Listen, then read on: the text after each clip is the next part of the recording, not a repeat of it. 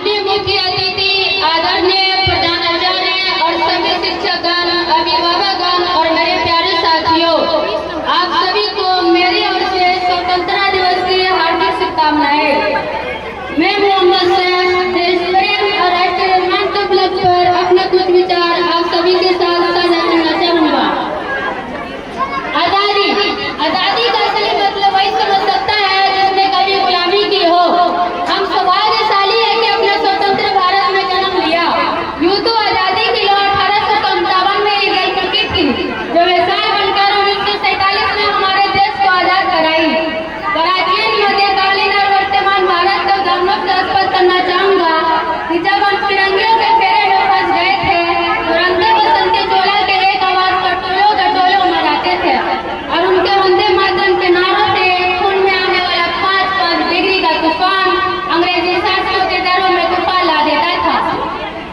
लोग मर जाते थे, मर जाते थे, फांसी चढ़ जाते थे, तो वो अपनी देशभक्ति साबित कर रहे होते थे, क्योंकि ये उस दौर की देशभक्ति की कसौटी थी। उसके बाद 62, 65 और 71 के युद्धों में अपना सुहाग गवा देने वाली औरत सब घर के हालात ये हो जाया करते थे कि प्यार भी भरपूर गया, मांग का सिंदूर गया, नन्हे नन्हे हालों से लंगोटियां चली गई, छोटी छोटी बेटियों की चोटियां चली गई, बाप की कमाई गई, भाई की पढ़ाई गई। ऐसा एक विस्फोट हुआ, पता ही चला नहीं कि पूरे जिस्म की कई बूटियां चली गई। आपके लिए एक आदमी मरा है साहब, किंतु मेरे घर की तो रोटियां चली गई, मेरे घर की तो रोटियां चली गई वाले हालात पैदा हो जाने के बावजूद भी एक माँ अपने बेटे को सड़क पर दुश्मनों की धज्जियां उड़ाने के लिए भेज देती थी और ये पत्र लिखा कर ये भेजा करती थी कि अम्मा ने खत लिखा है बड़ी ही चाव से, पुत्र मेरे न घबरा जाना, 1 इंच भी पीछे न हटना चाहिए, इंच कर जाना चाहिए, इंच कर जाना। इस तरह पूरा परिवार अपने देशभक्ति साबित कर रहा होता था। तब देश बलिदान मांगता था, तब देश लड़ जाने को कहता था, तब देश मर जाने को, मिट जाने को, फांसी चढ़ जाने को कहता था।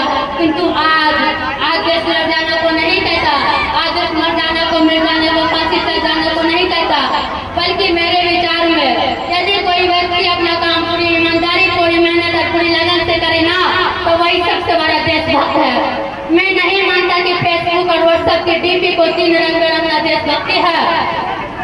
और यदि आप कहेंगे कि साल में 2 बार हाथ में तिरंगा ले लेना देशभक्ति है, तो मैं पूछना चाहूंगा कि फुटपाथ में रहने वाला वो बच्चा ट्रैफिक की छाव में नंगे पांव में जब तिरंगा बेच रहा होता है, तब उसे आप उसकी देशभक्ति कहेंगे?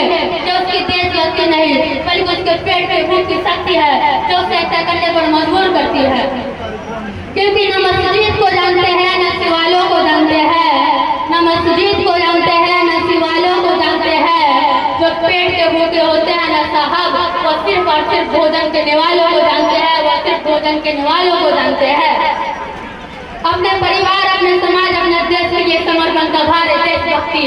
और हर देश बुराई के जीवन में आने वाला तूफान है हमारी सच्ची देशभक्ति, ताकि हर एक देश बुराई समझ सके। अगर तू परिंदा है तो यह आसमान तेरा है, अगर तू दरिंदा है तो यह शमशान तेरा है। भाईचारा से रहना है तोरा इस जमीन पर, वरना यह कब्र भी तेरी है, यह कब्रिस्तान तेरा है, यह कब्रिस्तान तेरा है। लेकिन एक देश बुराई से ज्यादा देशभक्ति तब आहट होती है जब एक बेटा अपने बूढ़े माँ बाप को वृद्धाश्रम की चौखट पर छोड़ आता है। करावती है वो देशभक्ति जब मुसीबत में फंसे लोगों की जान बचाने से ज्यादा हम सेल्फी अपने लाइफ बढ़ाने में लगे रहते हैं। भारत का भविष्य तबाह कर रखा है हमने। हमने एक ऐसे समाज में जीते हैं जब पत्थर के मूरत को लगते हैं छप्पन भोग और भूखे नंगे तरफते सो जाते हैं लोग, भूखे नंगे तरफते सो जाते हैं लोग। परंतु एक विचारिक बीमारी हमारे समाज में मुझे नजर आती है। कहा जाता है हम दुनिया के सबसे बड़े लोकतंत्र है, जहाँ हिंदू पैदा होते हैं, मुस्लिम, सिख और ईसाई भी पैदा होते हैं, लेकिन बदकिस्मत से हम इंसान पैदा नहीं होते। और मेरे विचारों में न हिंदू की जरूरत है, न मुसलमान की जरूरत है। राष्ट्र निर्माण के लिए केवल अच्छे इंसान की जरूरत है, केवल अच्छे इंसान की जरूरत है। जरा सोच कर देखिए, ये पेड़ पौधे और चौखाई भी परेशान हो जाए अगर परिंदे भी हिंदू और मुसलमान हो जाए। हमारे विचार में हमारा राष्ट्र निर्माण तब संभव होगा जब इस देश में में महिलाओं की पूजा नहीं बल्कि उनकी इज्जत की जाएगी। हमारा राष्ट्र निर्माण तब संभव होगा जब हम जातिगत रक्षण नहीं बल्कि समाजी शक्ति का अनुवाद करेंगे। राष्ट्र निर्माण तब संभव होगा जब इस देश में स्वच्छ अभियान में केवल सरकार नहीं बल्कि सड़क पर चलने वाला एक नागरिक हाथ बताएगा, स्वच्छ भारत को दिल से अपनाएगा। असल मायने में हमारा राष्ट्र निर्माण तब संभव होगा जब एक गरीब बच्चा माध्यम भोजन के नहीं बल्कि ज्ञान अर्जन के लिए सरकारी स्कूल की चौखट पर कदम रखेगा। और मैं इस मंच पर पूरी जिम्मेदारी के साथ में भारत का बेटा ये कहना चाहूँगा कि हमारा राष्ट्र निर्माण तब संभव होगा जब हम सभी, मैं, आप, हम सब मिलकर प्रयास करेंगे, क्योंकि हमारे देश की जिम्मेदारी नहीं हमें आगे ले जाने की, हमारी जिम्मेदारी अपने देश को आगे ले जाने की, अपने राष्ट्र को आगे ले जाने की, अपने वतन को आगे ले जाने की। तो मैं अंत में बस यही कहना चाहूँगा कि हम आज़ाद है या आज़ादी कभी छीनने नहीं देंगे, हम आज़ाद है या आज़ादी कभी छीनने नहीं देंगे, तिरंगे की शान को हम कभी झुकने नहीं देंगे। कोई आंख भी उठाएगा जो हिंदुस्तान की तरफ, कोई आंख भी उठाएगा जो हिंदुस्तान की तरफ, उन आंखों को फिर दोबारा घृणा देखने नहीं देंगे। जो अब तक न खोला वो खून नहीं पानी है, जो अब तक न खोला वो खून नहीं पानी है, जो देश के काम न आए वो बेकार जवानी है।